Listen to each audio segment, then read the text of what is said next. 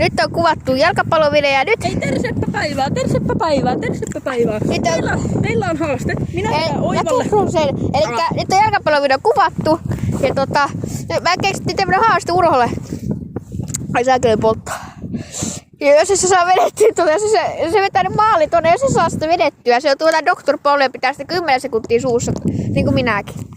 Niin. Ja sit lähtee. Ja sitten jos se menee maaliin, niin Oivan pitää syödä 2 bean bootsuletia. Kun polttaa niin mustia.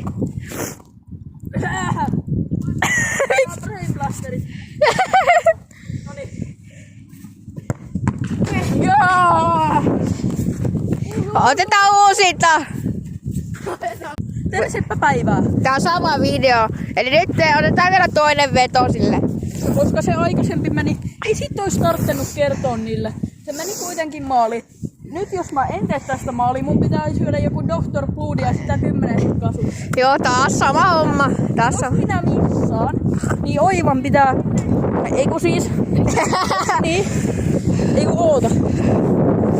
Eiku niin, jos mä teen maalin, niin sit Oivan pitää syödä 3 tollasta meidän boostia. Ei oo no joo. No niin. Oikein torju se. Vitsi! No niin, siinä on. Siinä on X-hotti. Ja eiköhän lähetään. Otat siitä yhden ja 10 sekkaa. Sä kuolet! Mä polttaa edelleen kielessä, kun se jää mun kielelle. No niin, ja lähtee. 10 sekuntia! Ei sulla pakka. 10 sekuntia!